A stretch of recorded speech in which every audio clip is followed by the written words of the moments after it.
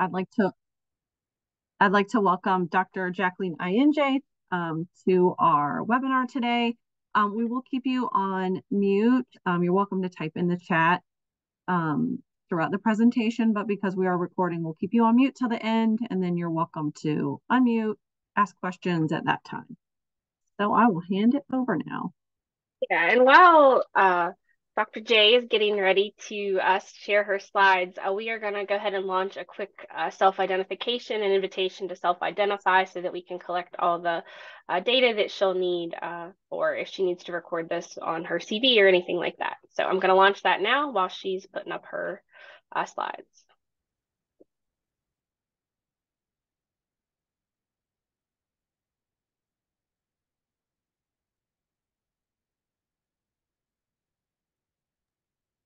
Okay, hopefully we're seeing a green presentation screen and it's the correct one. Great, wow, that's so rare that that happens. Hi everyone, as mentioned, my name is Dr. Jacqueline Aenelle. I am really excited to be joining you all today to talk a little bit more about podcasts and new media and how it relates to what you do and extension and general outreach efforts. I am going to, there we go.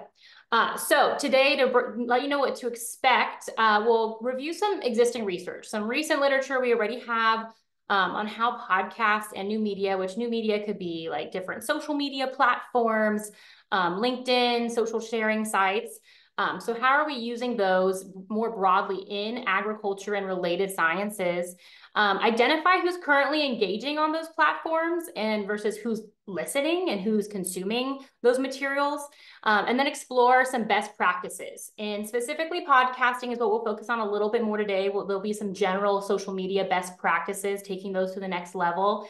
And then also trust building, because you'll see this theme of trust coming up a lot as we talk about how to get people engaging with our content, believing our content, or choosing it over other options. So I know that you have been sharing in the chat. I saw like Iowa, California, Washington. I'm pretty sure there was New York, so many different states. So that's great that we have a lot of different perspective here. So if you haven't yet shared in the chat, please feel free to let us know where you're zooming in from.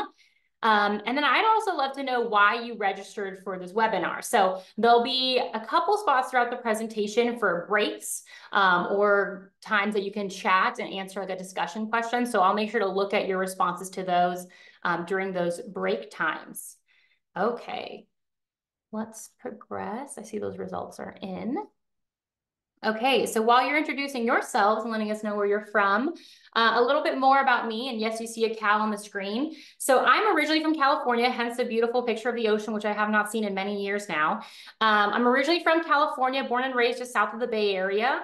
My first degree was in dairy science, so I have an animal science background, and then I moved over to the dark side, which was agricultural education and outreach, which is when I got my master's as well. Fast forward, I was in PR and really passionate about connecting urban and suburban audiences with a variety of agricultural science information.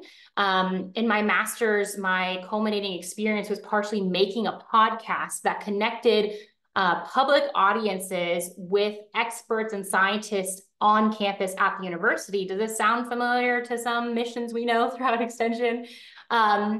Fast forward, I took that passion for outreach with me to my PhD at the University of Florida, where I got to continue to work with different medias like podcasts, virtual reality, live stream video events, things of that nature.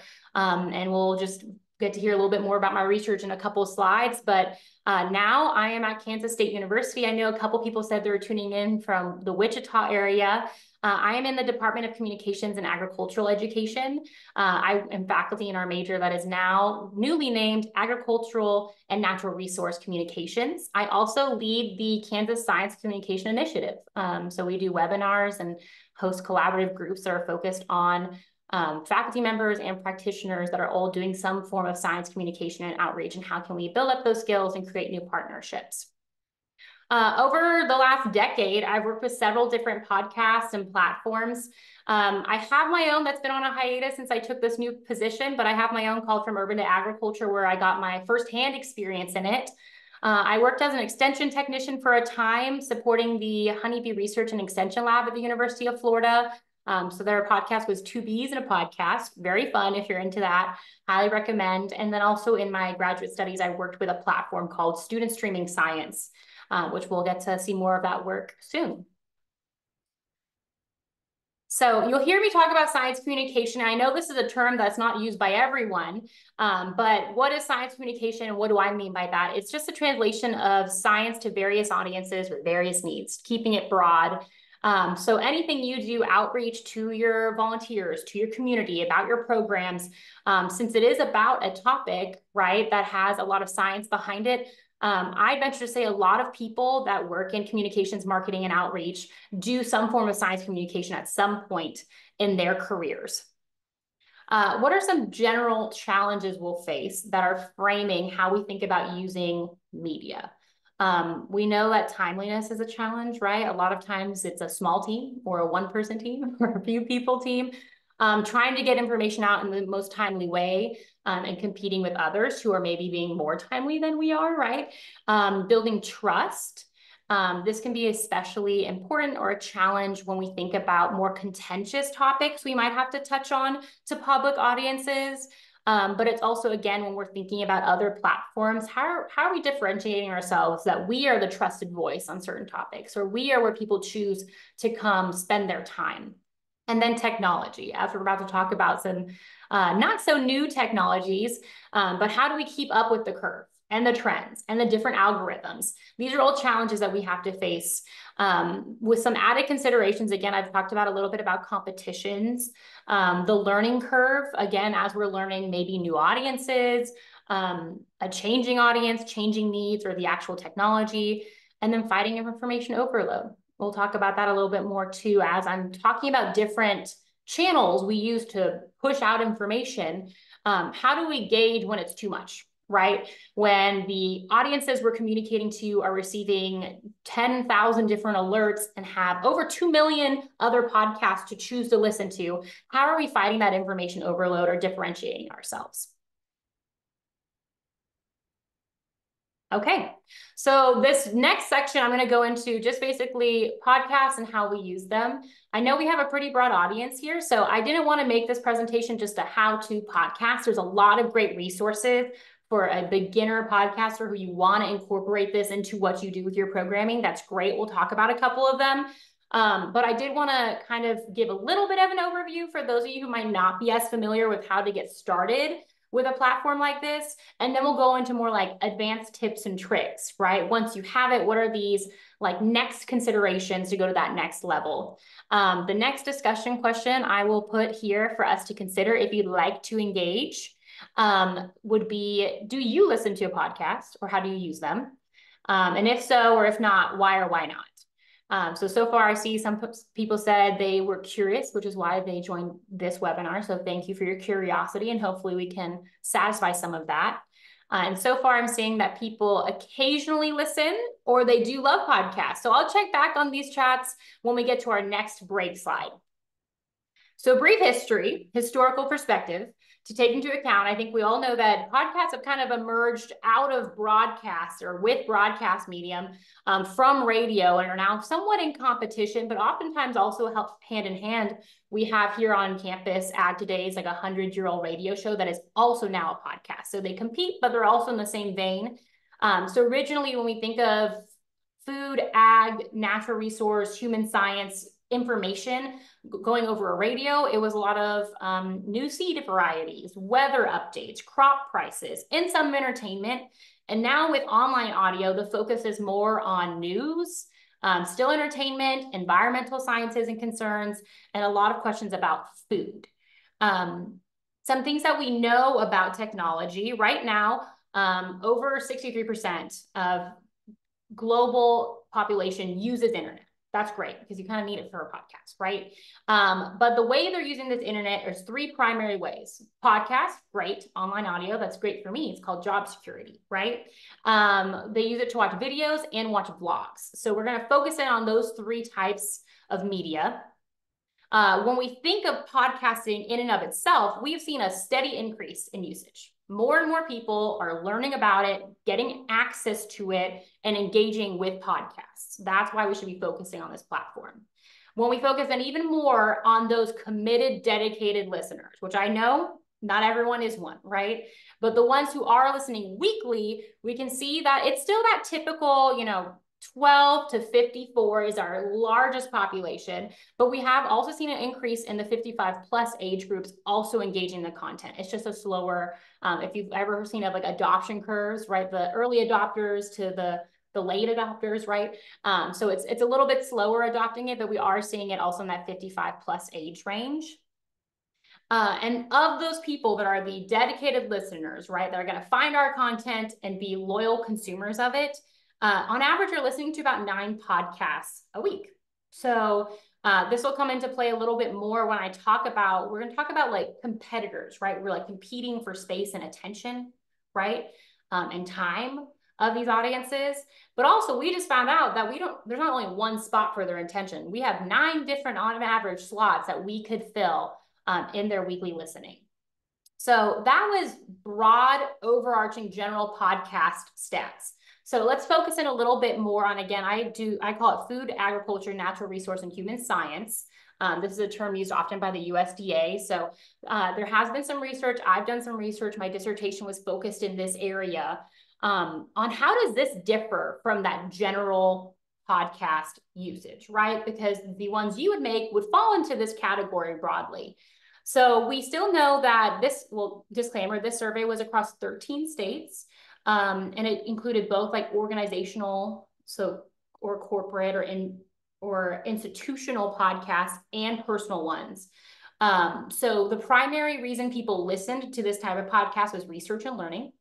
They wanted new information. They listened to at least one podcast daily.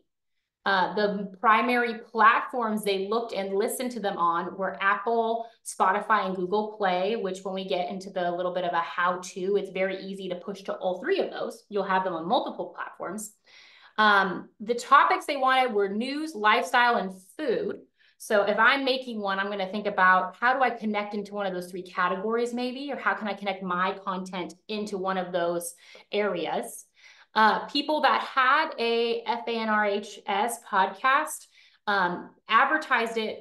I think it was over 72% used Facebook, a Facebook page, followed by about half used Twitter or Instagram. So a podcast by itself, it cannot exist. We need to have it advertised to our audiences on some platform. So that's why we're going to talk a little bit about why podcasts are a great way to complement your existing programs that you have and existing channels that you're using.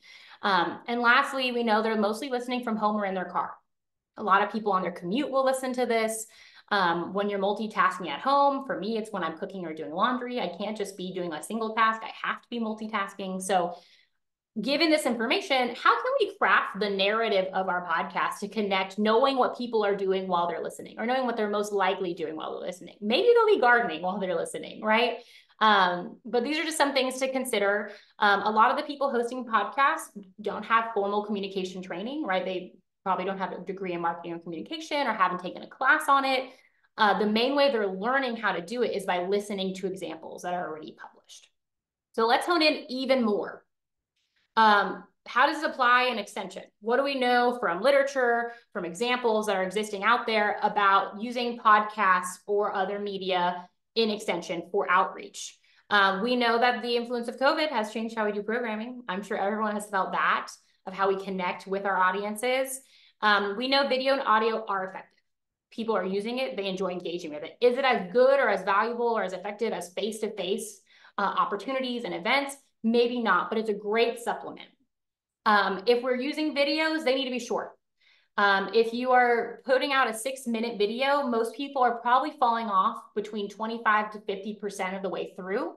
So using a 3-minute video will be more beneficial, or you get more people watching the entirety of it, which ideally is probably what we want. I'm sure we believe that the entire video has pertinent information. In contrast, podcasts can be longer. Why? Because people are multitasking, right? They probably turn it on when they have more time and they want to be entertained and kept busy. So we can put more detailed information into that format.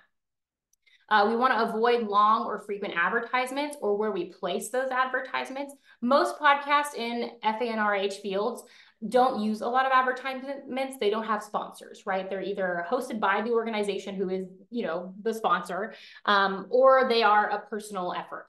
But if you do have advertisements, maybe you don't start with it in the beginning, right? They want to get to your content. They want to know your speaker and get to the action a little bit quicker.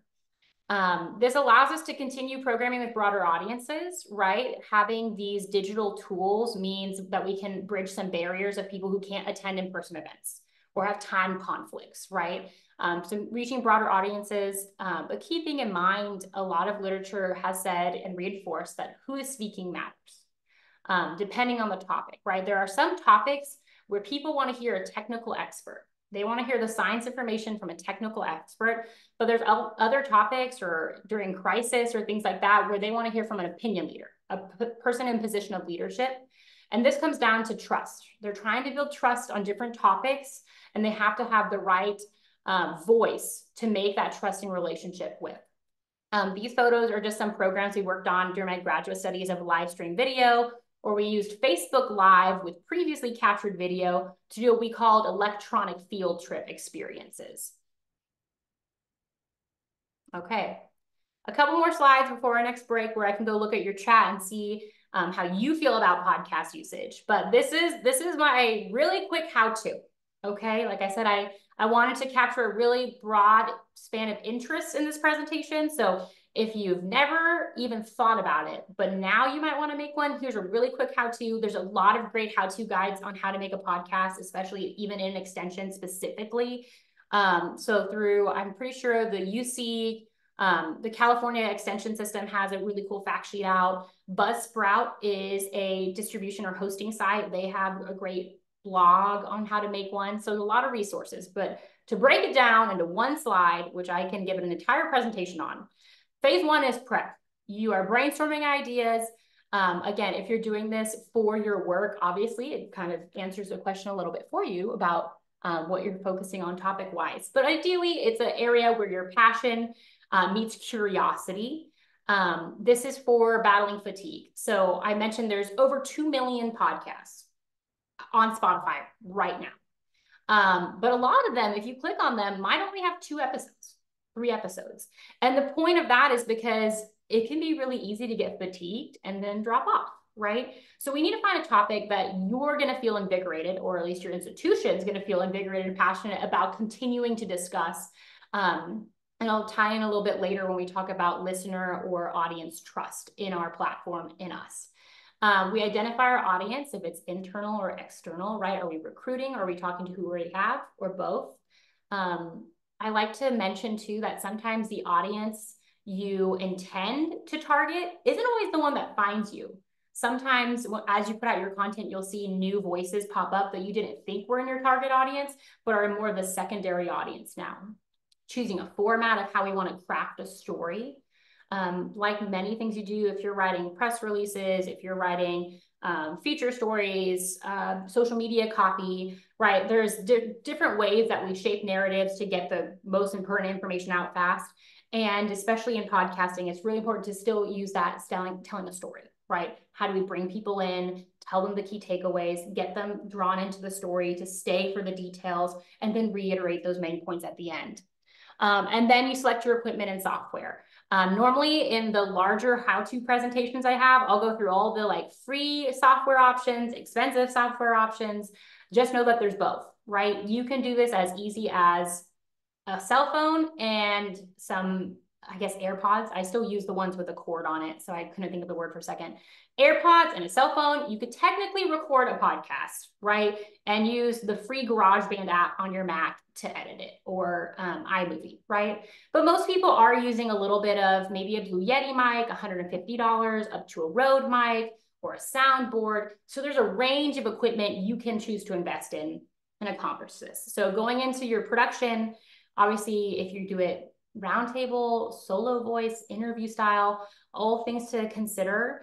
When it comes to editing, I put this point there with the stars to say, learn from your experience. And I was talking with Anne before this too, about podcasts and how much you learn about yourself and others after you've done your first one. So I teach a course here at K-State that is all about new media technologies. And the main project we do is interview scientists and create podcasts that we post for the department.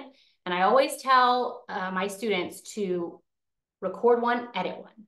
And I say that because I learned by doing it wrong. I had recorded 6 interviews. My first time I started podcasting, I recorded 6 interviews. I was so excited. I got them scheduled and I started listening to them back to edit them. And you learn so much about what filler words that you like or some bad tendencies you have when you're speaking or interviewing. But by then it was too late to correct until episode 7. So I always say, as you're starting, record one, edit one, record one, edit one. You will learn more about how to facilitate a conversation and about your speaking abilities each time you go through it.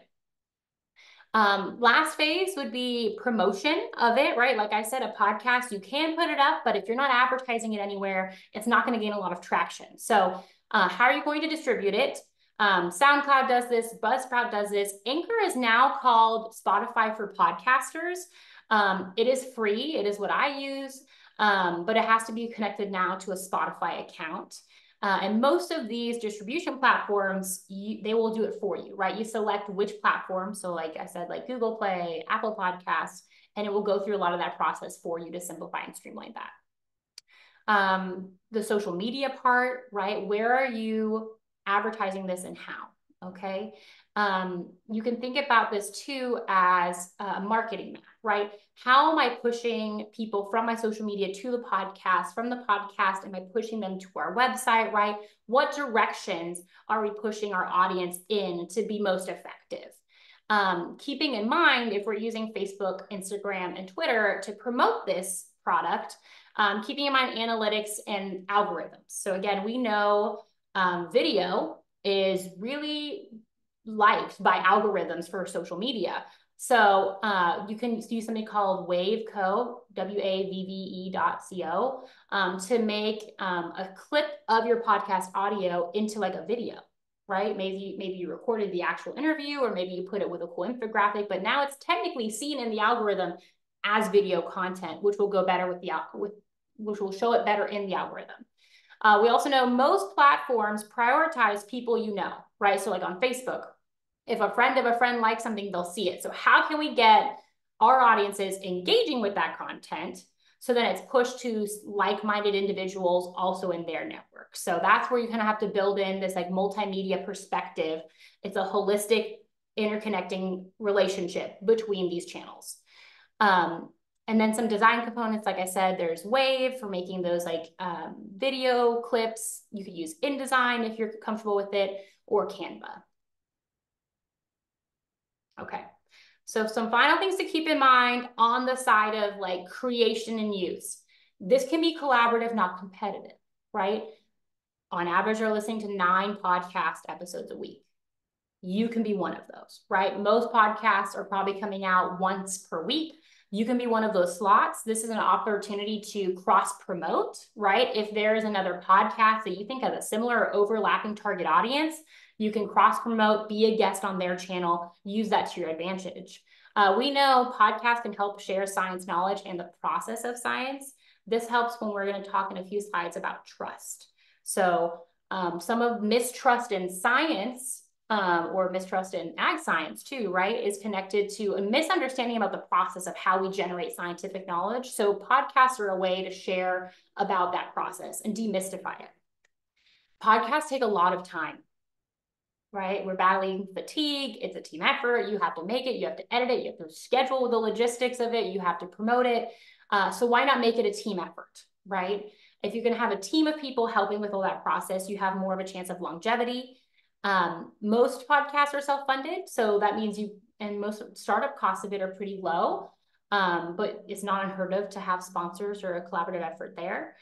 They support the land-grant mission by getting our knowledge outside of university, outside of our immediate networks. They absolutely can serve in that way, and learn from existing examples. Most people I've talked to for research and through interviews who are most active in this platform or in outreach in this area or in their discipline have learned from listening to others, from watching others, not necessarily from having a formal background in the area.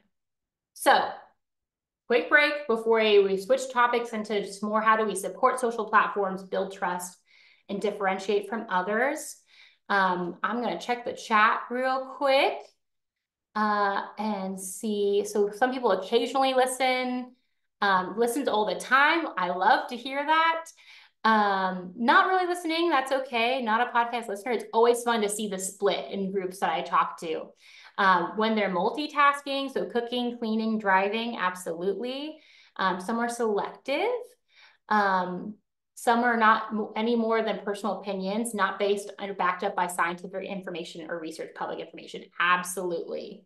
Absolutely. There is a lot of misinformation on things like podcasts because there's no person mediating that, right? Listen to podcasts while gardening. That's great. It helps pass the time and also offers me a chance to learn about a subject of interest. Yes, great. A team is an awesome approach. We have 2 podcasts out of our office and both are done on team. Share the work. Yes, share the work. I think a lot of people have like a vision, at least when it's like a personal podcast, right? They have a vision and they want to control all aspects of that vision because it's very clear. But it's going to be beneficial if you can share that workload, incorporate other ideas. You'll thank yourself later for it.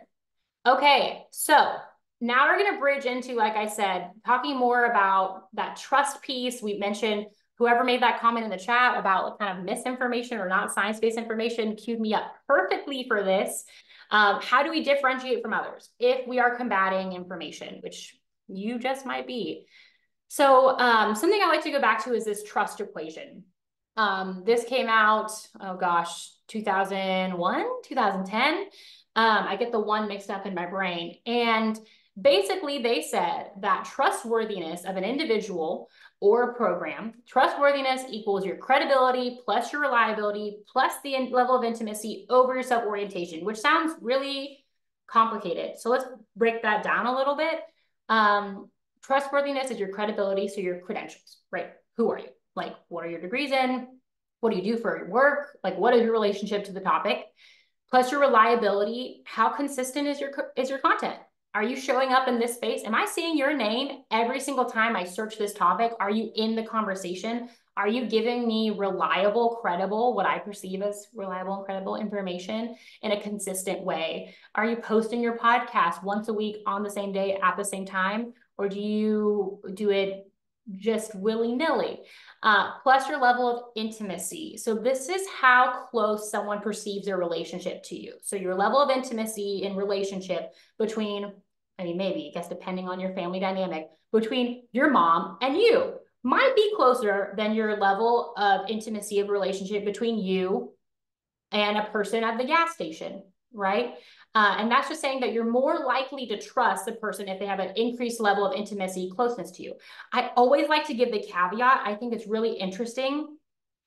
I have to say perceived level of intimacy here, because you think of social media influencers where you might see, I'm trying to think of the first name that comes to mind, Jennifer Gardner.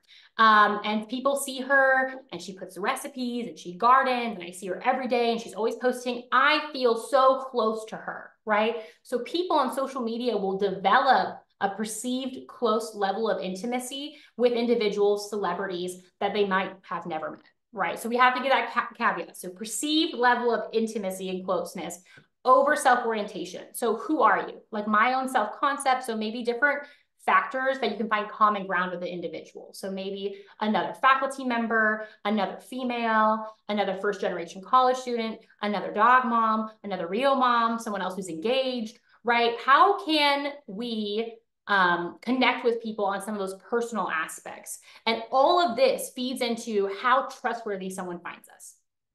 Some of this is easy, right? We think it's easy to be credible and reliable. We're from land-grant universities, right? We are connected to the educational institutions that should, in theory, garner a higher level of credibility and trust, depending on the individual, right? So keeping this in mind, how can we increase trust? So recent literature tells us a couple things about like best practices of how people currently using podcasts for sharing science information and doing science outreach have found to increase their trust or credibility. Having well-made products with credible speakers. So again, this is like clean audio, understandable language, with high quality speakers. And again, I'm going to have to put a caveat of like, what is credible, right? Again, like to your scientific audience or experts in that field, who they see as an expert or credible might be a little bit different from a different public audience. Choosing specific relevant topics, that can help. That also helps with our SEO, search engine optimization, right? As we are writing the copy for the title of our episode, as we're writing the description of our episode, are we choosing relevant topics that will be of interest to people listening? Using an engaging story-like format, a lot of people, when interviewed about what makes a good podcast guest, right, a good expert, and they said it's that kind of like personable person who can tell me a story with inflection in their voice and make me want to be a part of it or know more. Strong supporting resources, right? How can we, we're probably not going to verbally cite, so-and-so et al. 2020 on our podcast, but is there a way we can reference them? Can we link them in our show notes? Are we connecting our advertisements back to sources? What can we do to show that our information is science-based, factually supported? And speaking to your expertise, sorry, I guess it got cut off. It shows a little bit different on my screen. Sometimes exporting from design software to PowerPoint doesn't go as planned. Speaking to your expertise.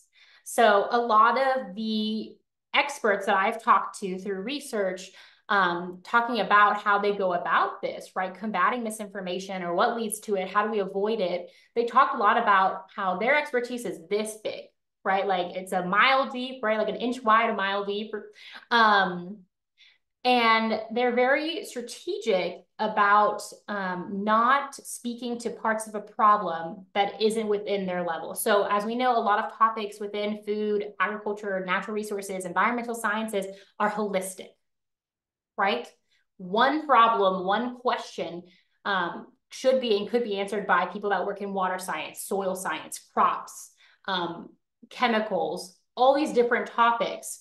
So they're very intentional about explaining how their expertise relates to the topic and where it ends, and even inviting other experts to join them for opportunities where they could enhance the answers given or the quality of information given or the breadth of information given. So only about 2 more slides, and then we'll be able to open this up for more questions and see what's going on in the chat too. So we have a lot of choices to make too, when it comes to setting ourselves apart, having the most effective communication we could, and garnering, increasing trust. Thinking of media richness and multimedia. So again, I've talked about how we connect these platforms together. The idea of like incorporating podcasting into what you do is that you hopefully don't have to remake just about any wheel. Hopefully you already have content. Maybe you send out a newsletter, right? You have topics you need to share. We're sharing it in a different format with more of a voice to connect to, so that if someone doesn't have time to read or skim through it, or people are the bounce rate or the unopened rate on it, it's not great, maybe people will listen to it. How are we already having these social media channels? How can we add this as content being shared there? And media richness, this just adds a different layer. So media richness tells us, it's a theory that tells us that basically face-to-face interaction is the best way to go. But you know, and I know that I'm not always able to have direct face-to-face interaction on a personal level with every single person in my audience. So it goes all the way down to face-to-face interaction, probably a video, synchronous video interaction, asynchronous video, podcasts, social media posts, going all the way down to more removed from our engagement. So how close to face-to-face can we get? And be intentional about giving a range, right? Giving a range of opportunities for people to connect with us. Structure and mediation, keeping in mind, this kind of connects mediation, debate, and conversation. Different platforms give us different opportunities to engage. We know that two-way communication is the most effective to get people to feel engaged with what we do and a part of it. So obviously on a podcast, that can be hard, right?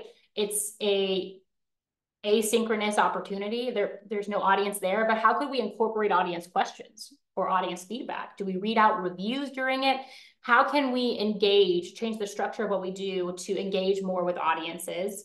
And we also think about this too in the social media we use. So if I use a Facebook group, right, I have a lot more control over the structure and the conversations happening, right? I can let in certain people. I have certain criteria versus a Twitter page or a public Instagram account. Sometimes I don't have as much control over the comments, the nature of conversation. I think this is more of an issue when we get to some really controversial topics in agriculture and environmental sciences, where you might see some more heated debate happening. So keeping in mind how much control, mediation, structure, and conversation we want to foster and how we're going to do that. We have to keep in mind resource management. Again, I'm hoping podcasts and certain social media channels can complement each other, right? By using limited or similar resources. We're balancing entertainment and expertise. We were talking just before this webinar about, if you have a university or extension like podcast, you're expected to have probably a certain level of like expert tone and formality, but we know that this is a platform that needs to be conversational and authentic. So how do we balance that? And then we also know, if you know your audience, some audiences, there's literature that some audiences, it's probably more general, broad audiences, the more expertise factors you include in what you do, the less they engage with it. But we're hoping, right, in other audiences, this very specific subset who are coming for expert scientific knowledge might appreciate it. So how do we balance our entertainment and our expertise in this? And lastly, making adjustments as we go. As you get analytics on which episodes were listened to most. So in something like Anchor, that's the one I worked with the most, it gives you all the analytics on the back end of total clicks, total unique views or listens. It'll also tell you, given the length of your episode, where people drop off most, right? So how can I use some of those analytics that are given to me freely to say, wow, this content was not in, or this speaker connected super well with them, right? So looking at our analytics that are oftentimes freely given to you to adjust future offerings. So I think we're getting close to my time, and I want to make sure we can engage in the chat and have some Q&A. So I did put up this final list. Hopefully it'll progress the slide for me. There you go. Just examples of some podcasts. My favorite one is The Moose Room. I just like the name of it. But these are larger, like food, ag, natural resource podcasts, and some of them are specifically like extension offices, different counties having their own. So it's a lot of good examples if you want to look around. They all share ag science information and can give you examples on how you do interviews, what kind of tone they use to keep that formal, expert, but authentic conversational. So at this time, thank you very much for attending and engaging and your interest. I do have some references that would have been cited in the presentation. Here are a few other ones to look through. But at this time, I'd love to open the floor to questions.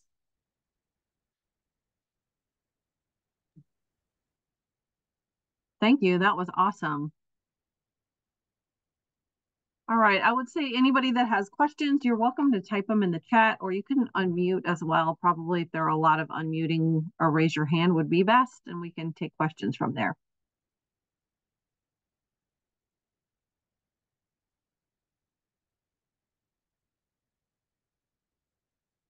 I would be interested to know too, if anyone has a podcast, if they would throw the name of the podcast in the chat. I like to listen to different extension podcasts if I can.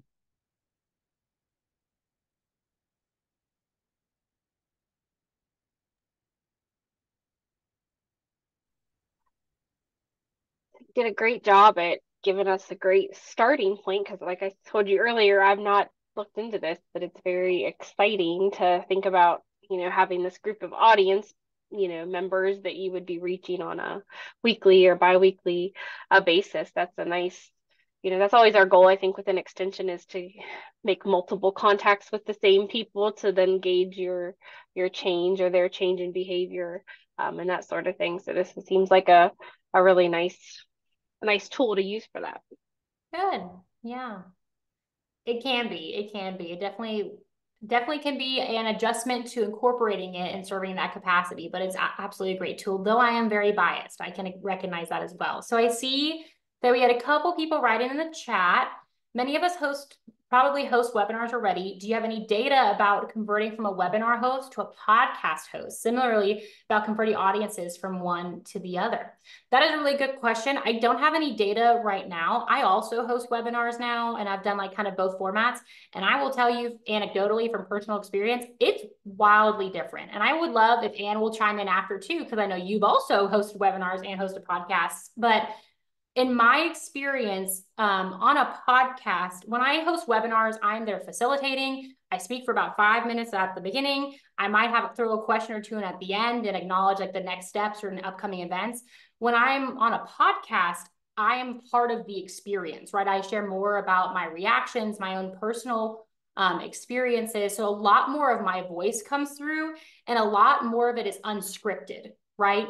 Because sometimes you can send a list of questions to your interviewee on a podcast, but typically the conversation can take different pathways. So I'm asking follow-up questions more on the fly. So I think it's definitely an adjustment. You're used to speaking, but you're normally used to engaging on here and seeing at least pictures of people's faces. So turning it to like a one-on-one or a round table where you're actually having more voice in the conversation, I think is the biggest adjustment. But I don't know if you wanted to speak at all, Anne, to your experience of working between the two.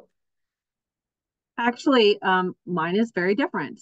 So our podcast, Your Central Florida Yard, we have 8 episodes now, so we're very new. But it's me and another person in my office, and we do write a script. I am not as comfortable as I thought I would be just riffing on a topic, even though they're topics I'm very familiar with. So, I mean, I've heard over time that, you listen back to your beginning podcast episodes and you are very different, 50, 100 podcast episodes in. It takes a minute to get comfortable. I like the way that we just talk back and forth. It is not interview style. It's based on a topic. Yeah. Okay. Thanks, Anne. We got a lot of comments in the chat. I got to make sure I keep track. Let us see. I just want to stress the importance of the name. I missed the beginning, so maybe you mentioned this. The name, and I think I saw a couple other comments about naming it. Yeah, that can be hard, especially if you're doing it for your extension service. That's an entire process in and of itself. I think there was another question about like, how do we know if a name will trend well? That's a really good question. I think when I did mine, now you have, if you're someone that's really bad at naming things, we have something called ChatGPT to give some brainstorming help there. And I actually tested mine. I like went to some people, like different groups of people that I wanted to be like my ideal audience. And I had a couple different names and I did actual like message testing of the name of the podcast.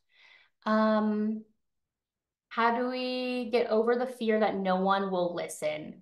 Yeah, you feel like your first episode, you're kind of throwing off into like the black hole, the abyss, right? Like, I don't know if it's going to be successful. Of course, if you're doing it with your extension program, you have a lot of like an existing audience.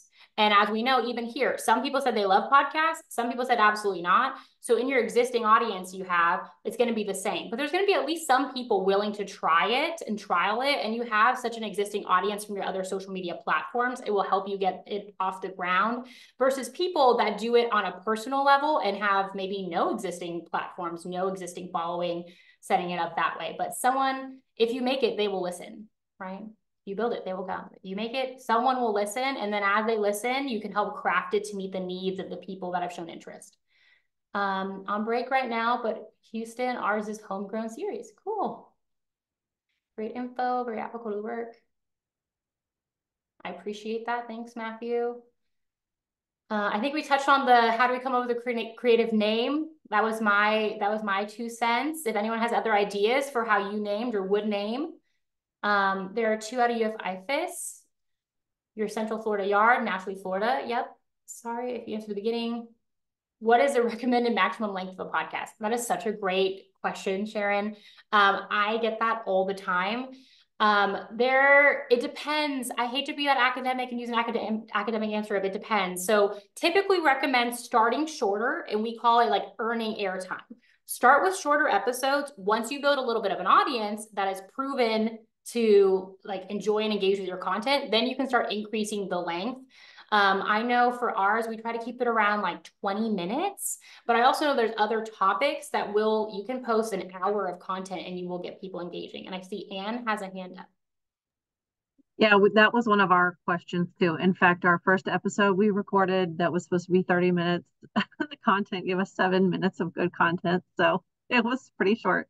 But anyway, the natural resources agent in our office that does Naturally Florida, she did a lot of research before and found that the 20 to 30 minute average time for a commute was a good length because people could finish the episode if they weren't one to keep listening. I mean, I listen to podcasts that are over an hour, but I like them and I'll go back. But I think 20 to 30 seems what we're shooting for anyway. Yeah, that seems pretty common, but it's also a range. I've also heard some podcasts will have episodes that are 5 minute and some that are 45. And sometimes that's nice too. If you like, I only have a 10-minute commute, I'm going to select a 10-minute episode. So I would try to find what works for you and then stay consistent in that length. Thanks for bringing up editing, Anne. That is something I didn't touch on a lot in this presentation, but like the ethics behind editing is huge, and the commitment behind editing, that can take hours. So I know some people that my first few episodes, or I guess my middle few episodes, I edited a lot. Every is gone. I promise you, if you're my guest speaker, every like, and so is being edited out, and it would take me hours. And I know other successful podcasters in a similar space as mine who do zero editing to the interview. They tell you when you go in that unless there's a huge hiccup, they do zero editing. So they will throw on some music at the beginning and some music at the end, but other than that, and they have a very successful following. So again, I think it's a little bit of what is within your like branding guide, kind of your branding style of your organization and what works for you resources wise. So very good presentation. I learned a lot. Thanks, Linda. I present questions well before the podcast, so we are both prepared then. So a quick practice before. So we have a cadence established. Yes, Brandy, that's a great comment. I also give questions before, and then I mention to them, of course, like I don't want them having an open, because I personally, depending on the style, right? Some are scripted. Some people can have scripts and still sound conversational, right? That's a skill in and of itself, to be reading a script with enough energy in your voice. And sometimes the experts I work with tend to read it like a book, kind of like monotone. So I give them their questions so people can feel prepared. A lot of people have sometimes like a fear of not being prepared, or you asking a trick question. You know, if they've worked with media sources where they felt like they were put on the spot, I think it gives people a lot of reassurance to have it in advance to prepare. And I love that recommendation of quick practice beforehand. We call it rapport building, right? Talk about anything else so you can kind of build a relationship. Ask them if there's any questions they had about the list of topics, to establish cadence and a little bit of rapport. That's great, Brandy. Thank you.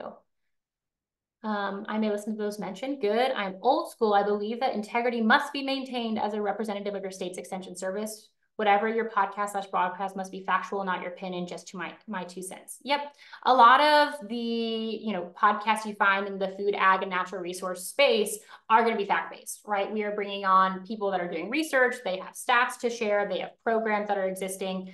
A lot of that is the case. Of course, in the podcast space, there's also a lot of podcasts that are purely opinion, right? And I think some of this is an opportunity to show the difference between the two, right? To show the difference between like anecdotal experiences, opinions, and what we know to be fact. Like what makes a piece of information factual. I think we also get a chance to show, when I talked about showing the process and nature of like science through these podcasts, I think that's another opportunity we have there. So great comment, William. Okay, we're getting down to the last few. Check Apple Podcasts to see if there is a gap where you might fit. That's a great recommendation, Anne. There were not many gardening in Central Florida podcasts. Also a simple name and logo creation in Canva looks nice. Good recommendations. Okay, last question I'm seeing in the chat. How to get over the fear no one is listening. Choose topics to start that you're really passionate about and just have fun. They will find you, but knowing you are appreciated, it helps build a solid base. Absolutely. That's the same thing I was kind of saying about sometimes your audience that you think you're going to have isn't the one that finds you. And you have this whole new subset of people interested in what you're talking about. I was making mine for, again, I was thinking like suburban, urban consumers who had a lot of concerns and fear around different food practices. And instead, I had a lot of international audiences reaching out with questions. And then I had university intro classes using my tracks for that. So it's like, oh, now you have this new opportunity to say, okay, can I better serve this area? Or, but again, it's nice to know, every so often you'll get feedback or someone reaching out and you're like, wow, someone actually is engaging, right? Someone's there. So great comment, Brandy. Any other, I know we have about 5 minutes left. Thank you for all your engagement and questions and comments and advice. Any final comments or questions?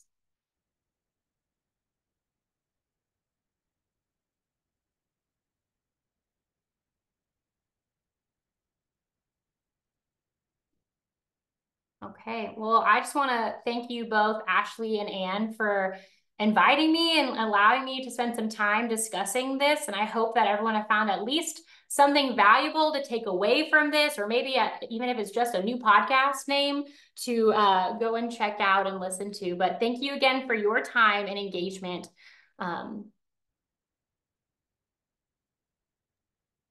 Yeah, thank you. That was great.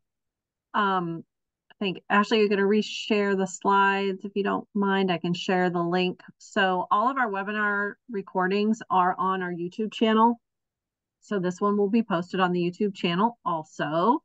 Sorry, I mean, you skipped through all those slides to get to what I was talking about. So they're by year in folders, and you can go in and read and watch all of the webinars that we have coordinated, as well as many others. So you can go in the YouTube channel. The EMG coordinators e-news blast, make sure you're signed up for that through the EMG website. And I know someone replied today that they wanted to be added to that list, and I believe that you do that from the EMG website, and you'll be reminded of upcoming webinars, and then that'll also be in the newsletter as well. And then our next webinar will be August 14th, and we're looking forward to learning some more about our Gen Z volunteers at that webinar.